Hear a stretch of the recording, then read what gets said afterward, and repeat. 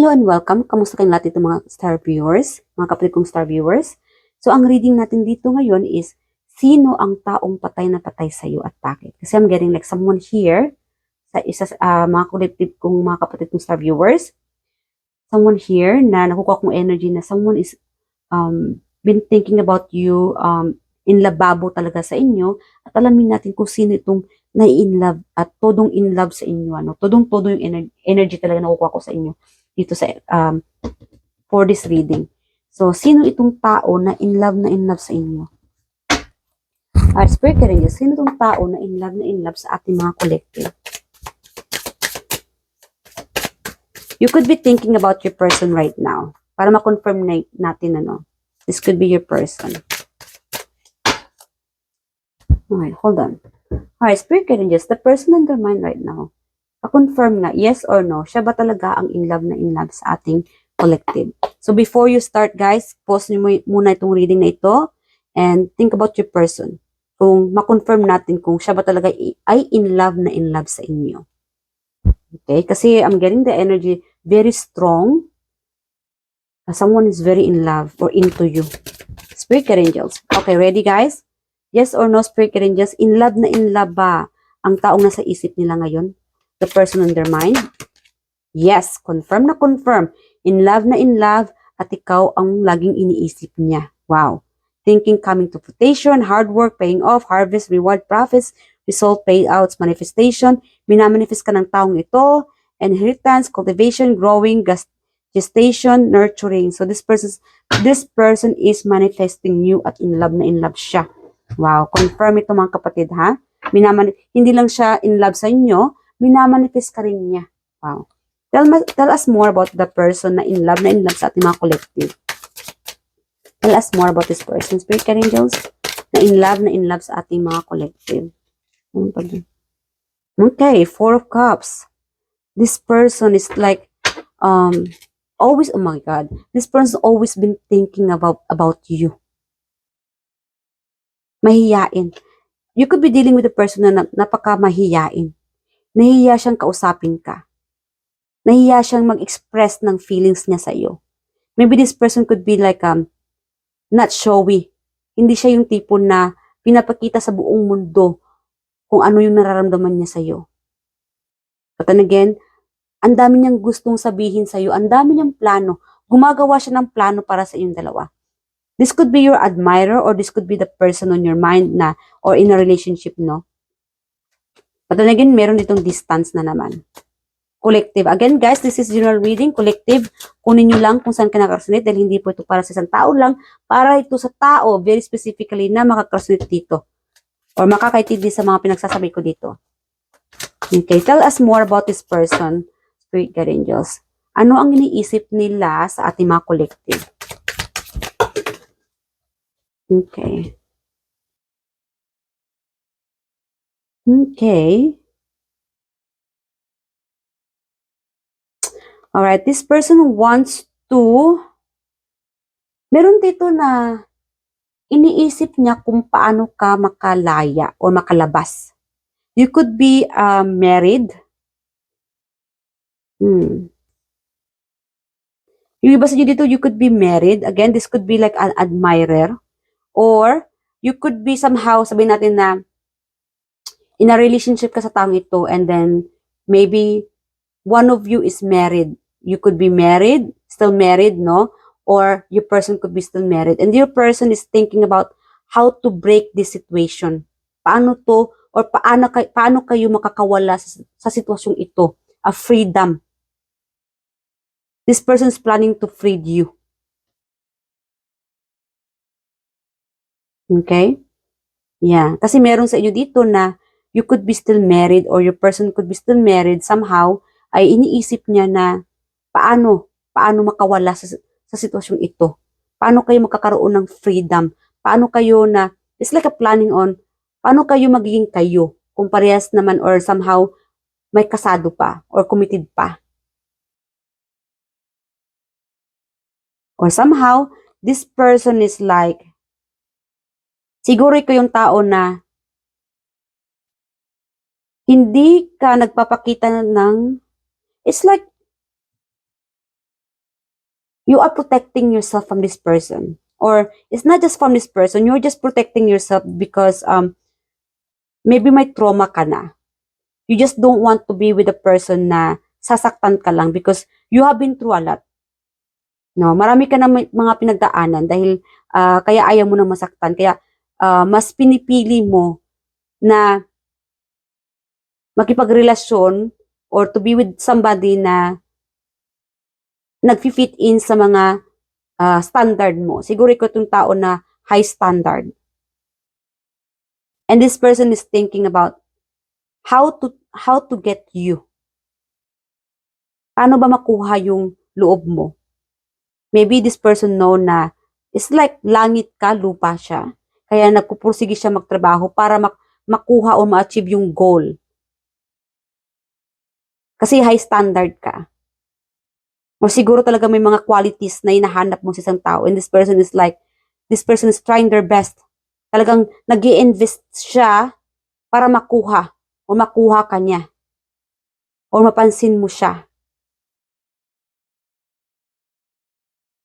Okay? Kasi meron dito na hindi mo siya gustong pansinin or something about like that na you are just protecting yourself from anyone else na masaktan ka. O siguro may mga standards ka or qualification, no, to accept their feelings. Kasi ikaw din itong taon na hindi basta-basta nakipagrelasyon sa taon na wala sa qualification na hinahanap mo. No? Wala namang mawawala kung talagang high standard ka, no? Kasi you're just thinking about your future, not just love. Kailangan talaga utak din. Hindi lang love, you are also like thinking about the future. Kaya may mga qualities kang hinahanap sa isang tao. And meron naman dito na itong taong ito ay siguro marami siyang mini-message sa iyo, kaya lang marami siyang mini-message sa iyo o nagpapansin sa iyo, kaya lang hindi mo siya pinapansin. Siguro binablock mo siya. Siguro galit ka sa kanya. Siguro nag-aaway kayo o may mga misunderstanding. This could be your ex. Or somehow na hindi ka nag-uusap. Kasi meron itong hindi nag-uusap. Or binablock mo siya.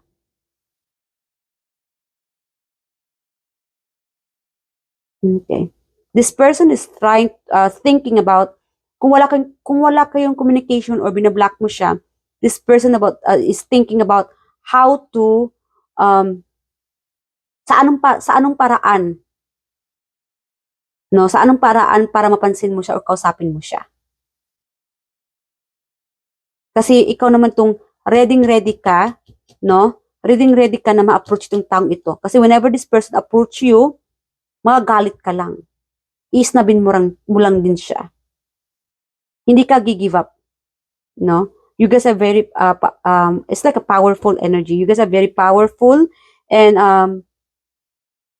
something about na may ginawa itong taong ito na hindi mo siya mapapatawad or hindi ka pa nakapag-move on or talagang sadyang para sa'yo, ayaw mo lang talaga siyang kausapin or ayaw mo lang siya makalapit sa'yo because you are protecting yourself from this person. Whatever this person did, this person is still holding on to you, still thinking about you,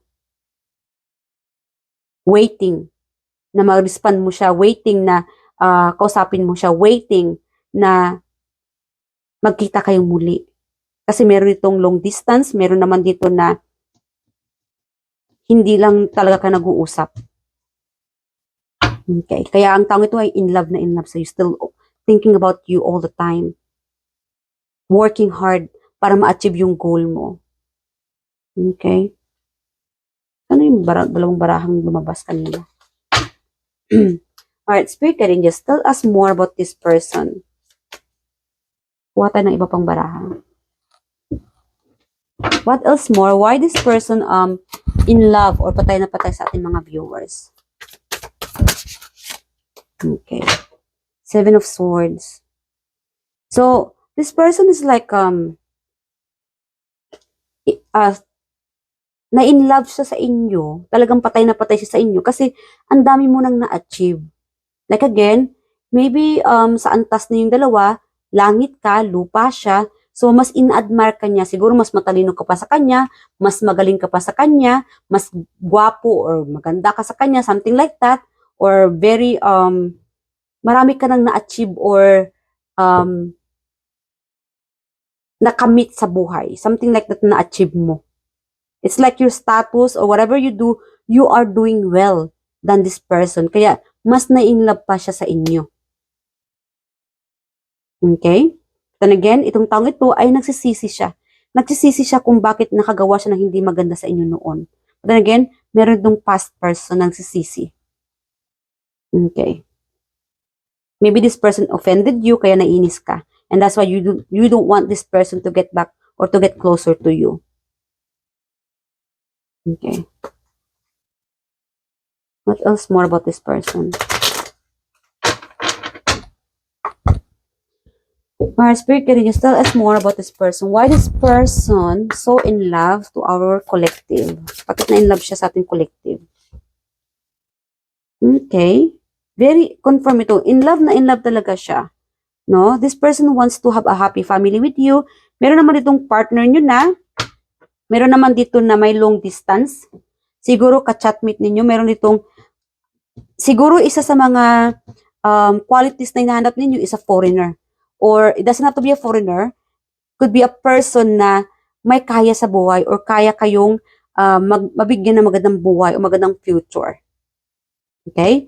And again, meron naman ditong ka-chat ninyo. Meron naman ditong stalker. In love na in love sa inyo. Sine-check kayo. Maybe there's a gap, a distance, long distance, or age gap. Kahit na may edad tong person ninyo, siguro ka-chatmate ninyo, or ini-stalk ka niya. Sine-check ka niya sa social media, or tinatanong niya yung mga ka-relatives ninyo, friends ninyo, kung ano yung mga ginagawa ninyo. This person's really like, ang mababa yung confident niya sa buhay o sa sarili niya. Yeah. Parang nawawalan ba siya ng gana? Kasi feeling niya hindi mo na siya pinapansin. Meron itong feeling niya hindi mo na siya pinapansin. And again, you could be dealing with a person na ka-chatmate ninyo. Baka bihira lang yung binibigyan yung pansin. Baka hindi niyo siya gaanong kinakausap dahil busy ka. Or somehow, siguro, you are just protecting yourself. Maybe, you could be, if you are dealing like a chatmate or long distance relationship, siguro, kasi meron itong siguro may iba kang kinakausap din beside this person. Okay? Kasi siguro marami kang mangliligaw.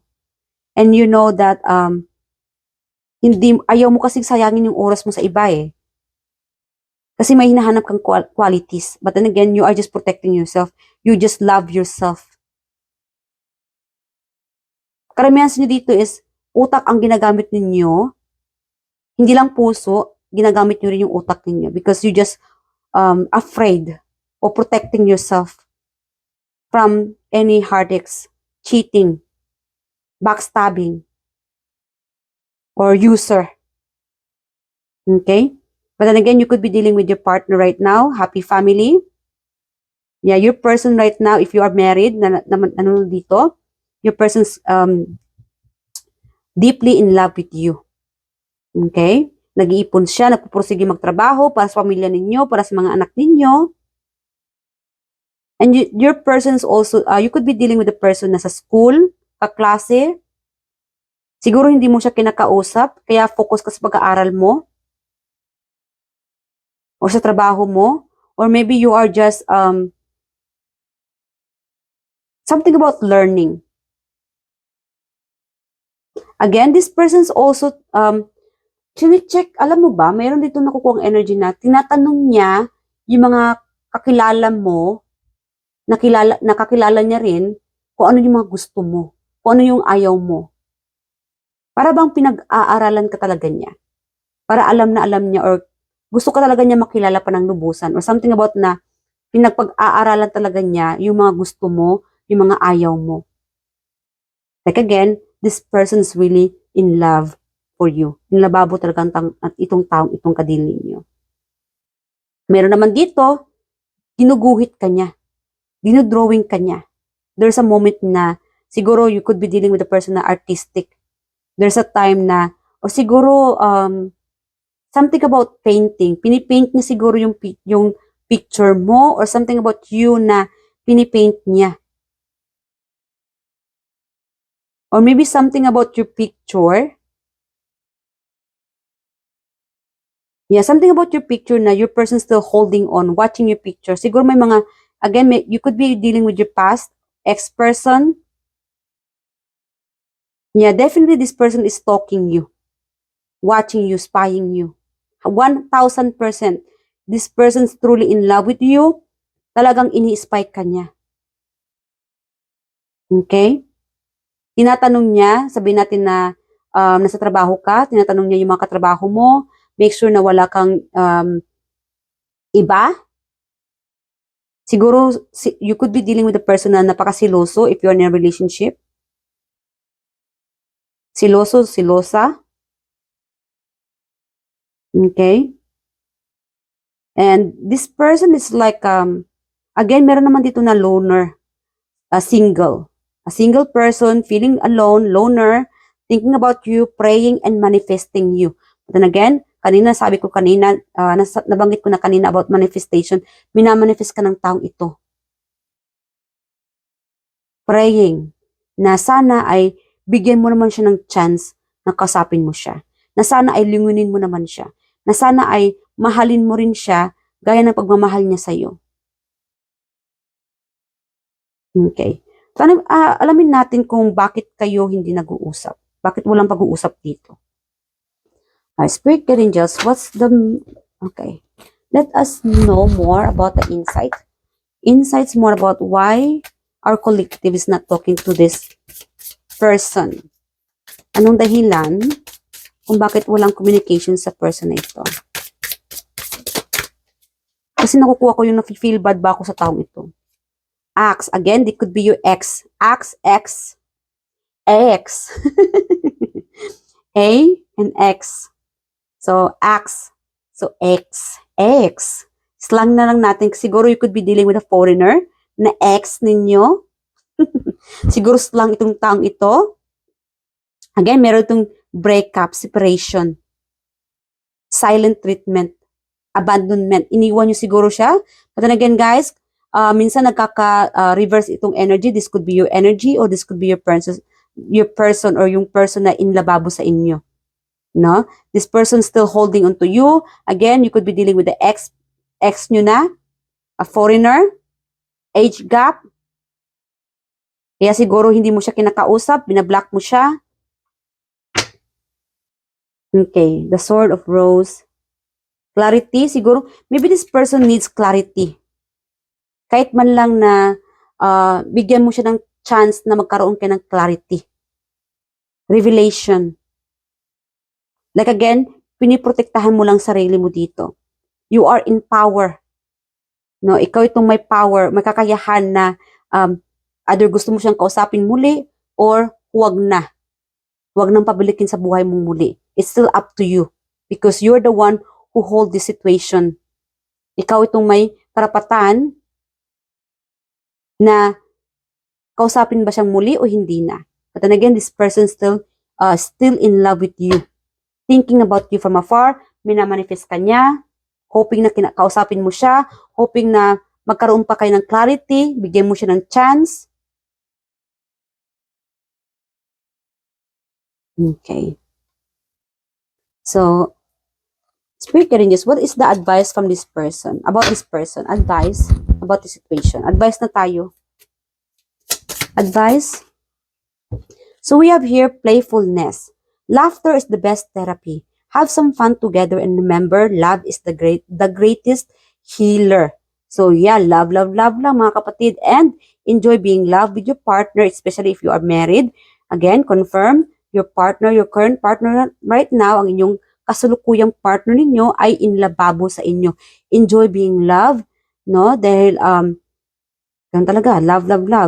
And you guys are very blessed na meron na yung current partner ninyo ay inlababo sa inyo. So, laughter is the best therapy. So, enjoy and wag masyadong seryoso.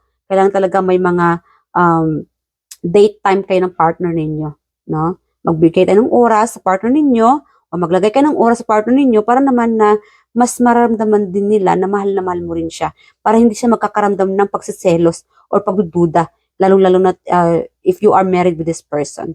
Okay? Especially if you are dealing with a person na long distance, paramdam nyo rin sa kanya na mahal mo rin siya kahit na anong busy mo sa buhay. Kasi kaya nga minsan siguro nag-hire siya ng private investigator, very specific.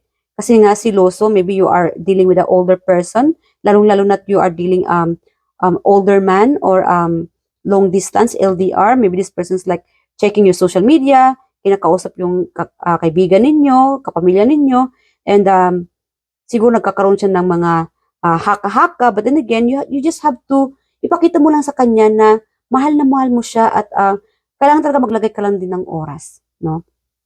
Imagine all unwanted thoughts dissolving into light, creating room for new opportunities and possibilities for your life. So, yeah, so